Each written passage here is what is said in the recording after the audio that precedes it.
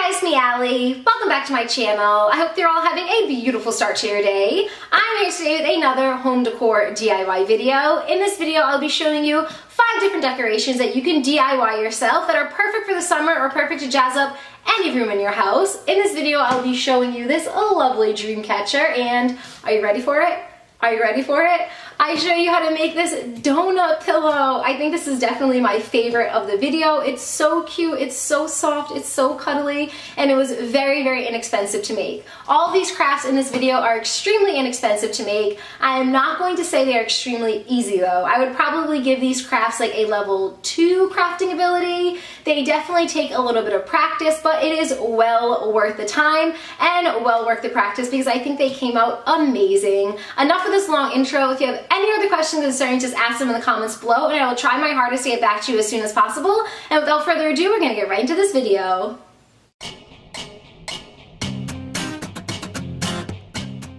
To make this dream catcher, you're going to need an embroidery hoop. I found mine at Michael's, and you're also going to need some yarn. I actually got mine from the Dollar Tree. You just want to start off by hot gluing down a little dollop onto your embroidery hoop, and then take your yarn and just place it on top and press it down until it is hard.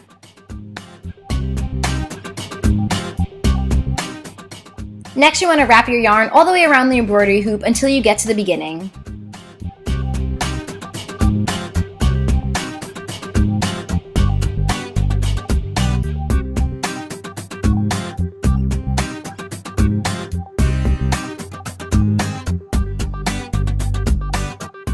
You've wrapped the yarn around the embroidery hoop full circle. You just want to set it in place by hot gluing it down.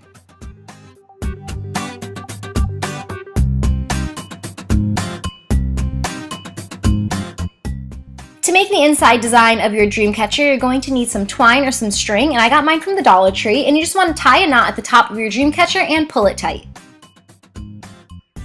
Now to do the dream catcher weaving, this is where it gets a little complicated, but just remember everything goes underneath. So you want to pull your string underneath your dream catcher embroidery hoop, then you want to take the string and wrap it around that hoop that you just made. Again, pull it under and just pull your string. So we're going to go over that one more time. You're going to take your actual string, put it underneath your dream catcher, then you're going to have like a little bit of a hole or a little bit of a hoop. Take the string, pull it through that hoop.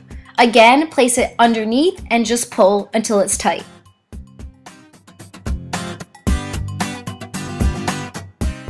You want to follow this pattern until you get to the starting point of where you started weaving. So again, just remember you go underneath, pull the string through, underneath and pull. Underneath, pull the string through, underneath and pull.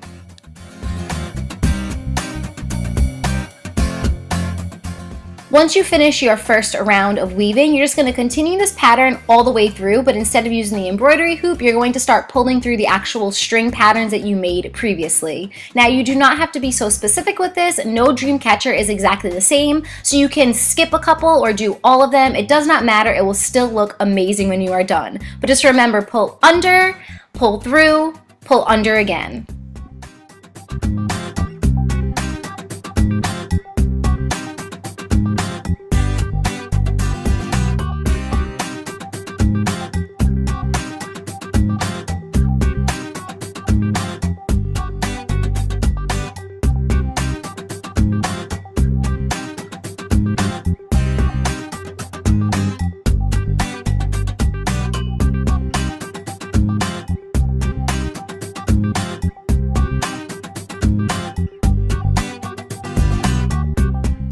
When you have finished weaving and you reach the center of your dream catcher, this next step is optional, but I added a bead in the middle because I thought it added a nice little touch, and then I'm just double knotting this in the middle to secure it into place.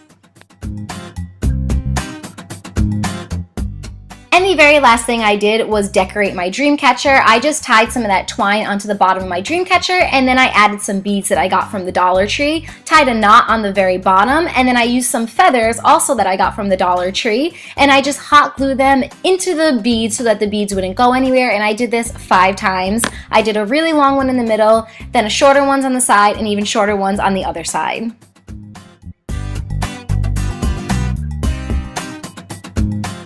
Final thing I did was just cut that string off so that you could not see it when you hang it up. And this is what the final dream catcher looks like. I am so impressed with it. It definitely took a little bit of practice. I had to practice this a couple of times until I got the weaving just right, but it was really easy once I got used to the pattern. This was so cheap. I think it cost me about $5 to make. Most of the stuff I got at the Dollar Tree, and I just think it looks absolutely beautiful. I am so happy with it.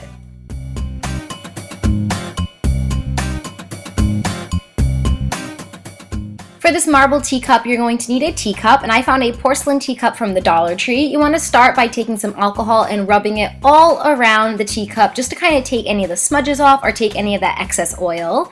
Then you want to take a little bowl, fill it up with water, make sure it's a bowl that you don't really use that much, and then you want to take some nail polish. I'm using all shades of blue and purple, and you want to just start pouring the nail polish in. It'll make this really funky like pull apart design, and you just want to do this several times. I believe I did this like 7 or 8 times, and I just added blue, light blue, and purple.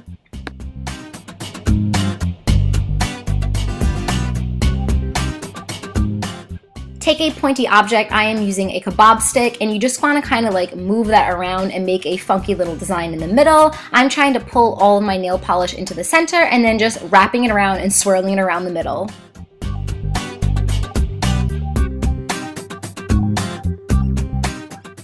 Take your porcelain teacup and just push it right into the water, and you kind of want to move it around a little bit until it fully gets the design of the nail polish in the water. Place your teacup on a piece of wax paper and allow the nail polish to completely dry and harden. Once it has completely dried, you want to add a layer of dishwasher safe Mod Podge that you can find at Michael's. This is what the teacup looks like when the Mod Podge has completely dried. It is so pretty. I love the way the colors swirl together. I'm actually not even using this to drink out of. I'm just going to use this to decorate my office and put some pens in. But if you do decide to drink out of it, I would suggest hand washing this and hand washing it very gently.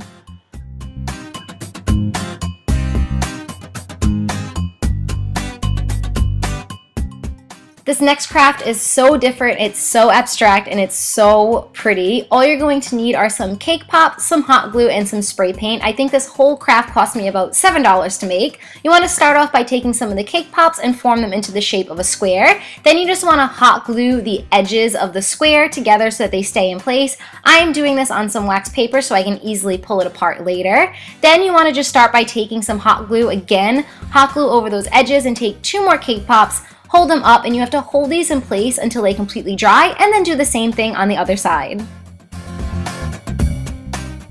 Then I just took another square that I pre-made. I just took some hot glued on top of those sticks that were standing up, and I just placed the square right on top until you make a cube.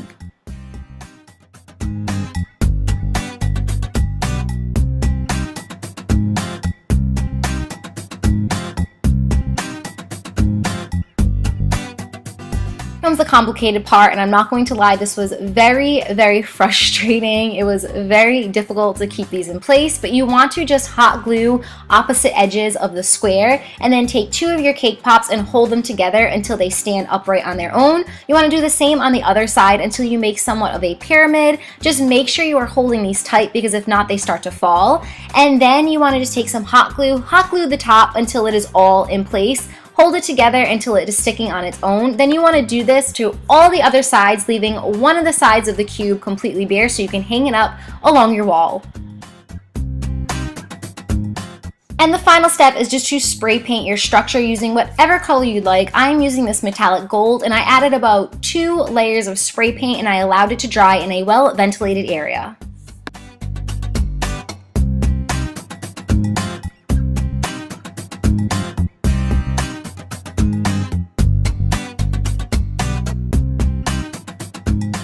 And this is what your super cool psychedelic geometric structure looks like when it is complete. I think it came out amazing. I love the way it looks. Again, it was pretty frustrating to make, I am not going to lie to you, but it was well worth the hour that I spent on it because the end product is just so beautiful. I saw a similar product like this at Joann's and it was $50. So I saved myself $43 by just making it at home. I think this is really beautiful on the wall and it will be a really awesome conversation piece for anybody that comes into your house.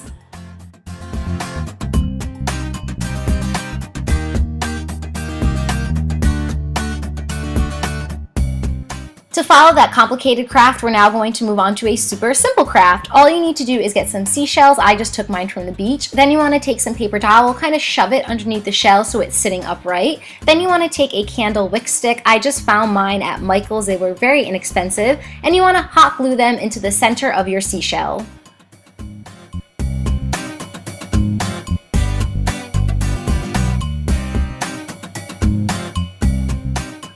Next, you want to take some melting candle wax cubes, and you can find these at Walmart for about $1 to $2 a piece, and you just want to melt this up in the microwave and pour it into the center of your seashell.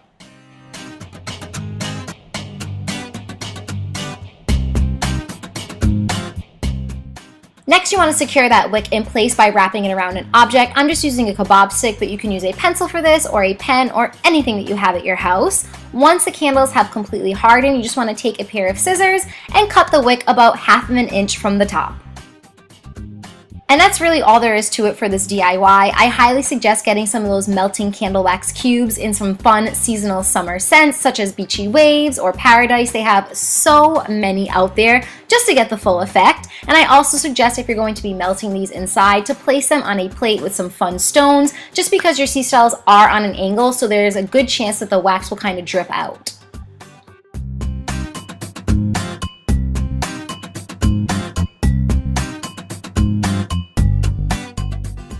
And for the final craft of this video, we are going to be making a no-sew donut pillow. All you're going to need is about a yard of brown and pink fabric. You can get this at Joann's. And you're also going to need some felt pieces. I bought all of this again at Joann's. I used a coupon for it and it cost about $10, which I think was very reasonable. You want to start by taking your brown fabric, fold it in half, and cut a large circle so you end up with 2 circles.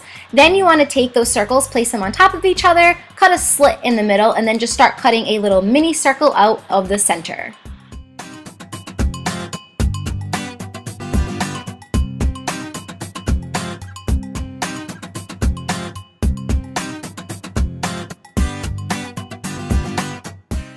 Now you want to glue those 2 circles together. I am using a no-sew fabric glue that I also got at Joann's. This was part of the $10 total. You just want to glue around the perimeter of that center circle and the outer circle, and make sure your fabric side is up. So when I was gluing, I had the fabric side up. I'm using fleece, so the fleece side was up. And then the next circle, I made sure that the fleece was down, so both of the fleece parts are touching each other in the middle. Finally, you just want to take your hand and kind of pat that glue down so you make sure it's nice and secure and in place, and then allow this to dry for at least 30 minutes. Once the glue has completely hardened, you just want to take a pair of scissors and cut a line into the center of the donut, and don't even worry about this line. You're not even going to be able to see it once you add the frosting. Then you just want to take your donut and just pull it inside out so that the fleece side is facing up now.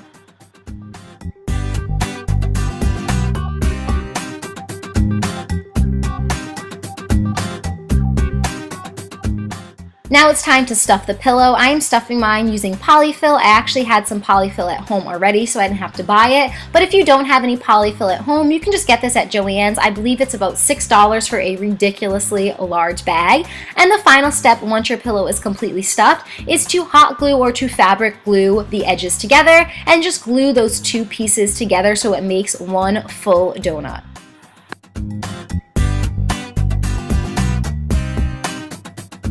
Now comes the fun part, decorating your donut. I'm just taking a piece of pink fleece fabric and I'm placing it on top, and then I'm just cutting it around until I get the shape of the frosting that I like. Then I'm taking that same fabric glue and I'm just gluing it down on top of my donut.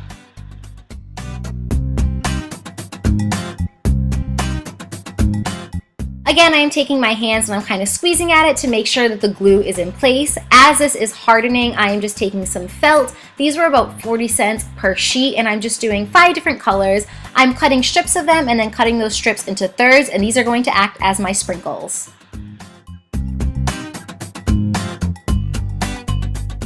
And the very final step of this DIY is just to glue these sprinkle pieces down onto your frosted donut.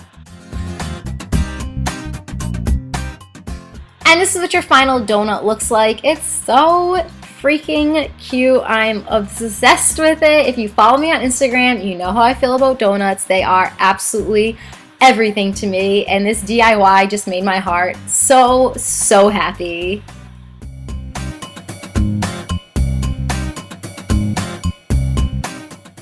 And that is it for this video. Thank you guys so much for watching. I really hope you enjoyed. Please